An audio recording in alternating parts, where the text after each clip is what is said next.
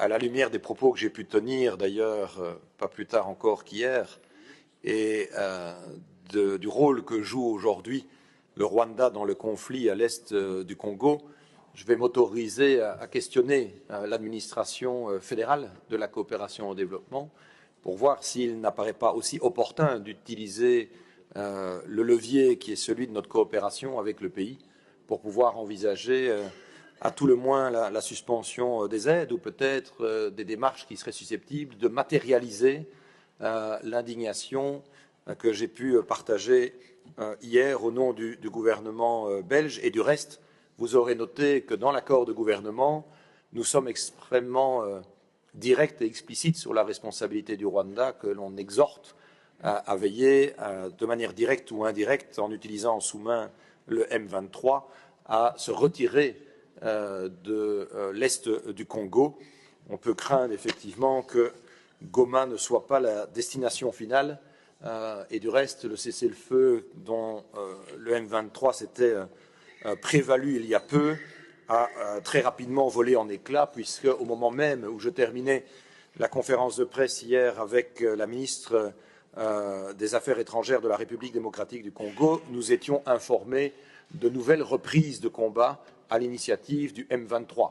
Et du reste, on voit bien la rhétorique employée par le Rwanda qui vise à justifier ces démarches pour préserver leur propre intégrité territoriale, s'inspire de la rhétorique que l'on connaît à l'est de l'Europe pour le moment.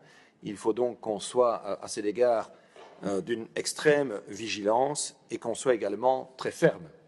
Et la ministre des Affaires étrangères congolaise a pu apprécier d'entendre une nouvelle fois la Belgique tenir un discours non ambigu en la matière, reconnaissant qui était agressé et qui était l'agresseur, bien loin des postures de double standard, parfois un peu d'équidistance que d'autres pays peuvent tenir, leurs intérêts stratégiques étant parfois bien différents des nôtres, mais avec la volonté ferme de la part du Royaume de Belgique, et le mérite en revient d'ailleurs à mon prédécesseur, qui avait, pas plus tard encore que le mois dernier, fin janvier, dans les instances du Conseil européen, plaidé pour qu'il y ait des mesures fortes qui soient prises par les pays européens, telles que, par exemple, la suspension du dialogue politique et sécuritaire avec le Rwanda, la suspension aussi du protocole d'entente sur les matières premières critiques entre l'Union européenne et le Rwanda, ou encore d'autres mesures liées au financement par la Facilité européenne de paix de l'armée rwandaise au Mozambique. Et je l'ai dit d'ailleurs de manière ferme, la presse en effet le relais, que en la circonstance, des sanctions à l'égard du Rwanda plus larges, notamment économiques, pouvaient s'envisager, même si on le sait, il est important de le redire, la solution ne pourra de toute manière être que diplomatique et elle ne pourra pas être militaire. Du reste, il y a déjà déployé à l'est du Congo la MONUSCO et d'autres forces internationales pour essayer de venir en appui de la stabilisation de la région. Donc, je vais continuer de relayer de manière vigoureuse cette position dans les instances européennes, mais vous le savez que pour que des sanctions soient décidées, il nous faut l'unanimité. Et c'est là, évidemment, où le processus est plus contrariant.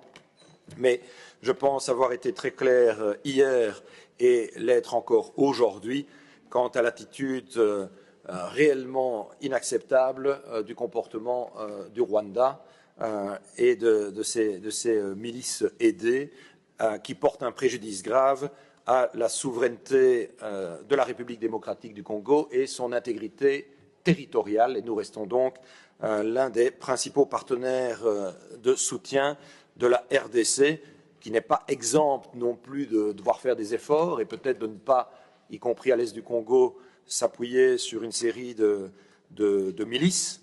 Nous avons pu en échanger, mais ce qui est certain, c'est que l'inviolabilité du territoire national de la RDC doit pouvoir être préservée. N'ububirigi rero busanzwe ahanini n'ubundi budacana uwaka n'igihugu cy'u Rwanda hashize igihe kirekire. Murabyibuka ko ambasaderi w'igihugu cy'u Rwanda Vincent Karega wagenwe nka ambasaderi ugomba kuruhagararira mu gihugu cy'Ububiligi. Aba rero baramwanze bamushinja ko ngo yagize uruhare mu bibazo biri kubera muri Repubulika Iharanira Demokarasi ya Kongo, ndetse rero no kuba iki gihugu cy'abaturanyi cyaramwirukanye nk'ambasaderi. Ibyo rero byatumye u Rwanda narwo rutongera kugena undi mwambasaderi mu gihugu cy'Ububiligi. Si ibyo gusa ariko kandi n'Ububiligi iteka ryose bwakomeje kugenda bwihuza n'igihugu cya Repubulika Iharanira Demokarasi ya Kongo mu birego bitandukanye bidafitiwe ibimenyetso. Iki gihugu cy'abaturanyi gishinja u Rwanda, nkibutsa ko ibyo birego byose n'ubundi u Rwanda rwarabihakanye. Ububiligi rero noneho bwahagurutse burimo kurwana intambara yeruye ngo mu rwego rwo kugira ngo basabire u Rwanda ibihano ku ruhando mpuzamahanga.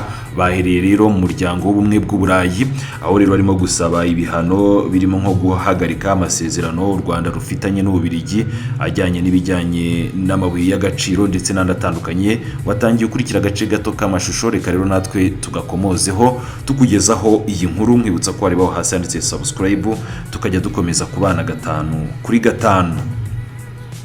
Ni guverinoma y'Ububiligi yatangaje ko irimo gukora iyo bwabaga hose ngo isabire u Rwanda ibihano bikakaye, ni nyuma yo kurushinja gutera Repubulika Iharanira Demokarasi ya Kongo rwihishe mu mutwe wa M23. Byatangajwe na Minisitiri w'Ububanyi n'Amahanga Maxime Prévost, ubwo rero yari imbere y'abagize inteko nshingamategeko nk'uko watangiye umukurikira. Uyu rero yasabye ko u Rwanda ruhagarikirwa inkunga mu kwerekana ko ngo Ububiligi rwose butishimiye ibirimo kubera mu burasirazuba bwa Repubulika Iharanira Demokarasi ya Kongo, ngo kandi n'Ububiligi bushaka kwereka iki gihugu cy'abaturanyi ko bubari inyuma. Umukuru wa diplomasi y'Ububiligi tugarutseho hejuru Maxime Prévost yibukije ko igihugu cye ngo gihagaze rwose ku kuba u Rwanda ngo ari rwo rushyigikira umutwe wa M23. Hari imbere ariko nanone yo gushimangira ko umujyi wa Goma ngo ziriya nyeshyamba zeruka kwigarurira ngo ntabwo ariko gace ka nyuma konyine zifite kuri gahunda. N'uyu mukuru wa diplomasi wavuze ko abarwanyi ba M23 ngo bagiye kwigarurira n'ibindi bice.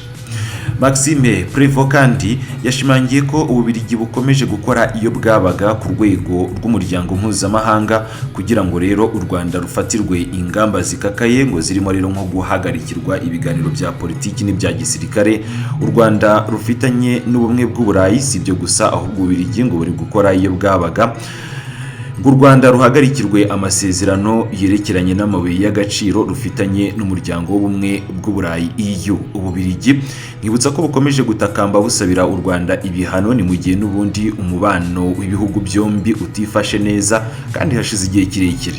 N'u Rwanda rumaze igihe rwaranze kugena undi ugomba kuruhagararira i Buruseli nk'ambasaderi, bijyanye n'uko rero ambasaderi Vincent Karega rwari rwaragennye ko yaruhagararira mu gihugu cy'Ububiligi. Iki gihugu cyaramwanze. Ububiligi nabwo rero nta ambasaderi bugifite i Kigali, bijyanye no kuba u Rwanda narwo rwaranze kwemeza uwo rwatanze ko yaruhagararira cyangwa se nk'uwasimbura ambasaderi Vincent Karega. Aba nabo rero banze kugena undi usimbura uwo nguwo warangije ikivi cye. Nuko rero byifashe nguko uko umubano w'igihugu cy'u Rwanda n'igihugu cy'Ububiligi uhagaze kuri ubu ngubu. N'Ububiligi rero bwiziritse inyuma ya Repubulika Iharanira Demokarasi ya Kongo mu birego bidafite ishingiro, ariko kandi bo barahaguruka bavuga ko noneho bagiye gukora iyo bwabaga abazungu ngo bagafatira u Rwanda ibihano.